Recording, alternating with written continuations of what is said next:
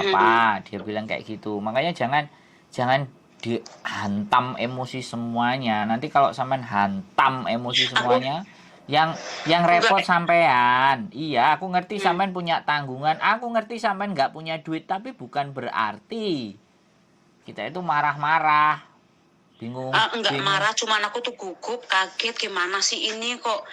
Kan kebanyakan teman bilang kalau jaga mbah mah kalau apalagi udah 3 tahun, kalau meninggal ya harusnya difiniskan gitu. Kebanyakannya kan difiniskan. Nah Enggak. makanya aku kan nggak tahu, nggak pernah libur soalnya selama 3 tahun, jarang keluar, jarang dapat solusi dari teman, nggak pernah ngumpul teman gitu. Makanya aku cari orang yang aku nanya nih, ini gimana ini gitu.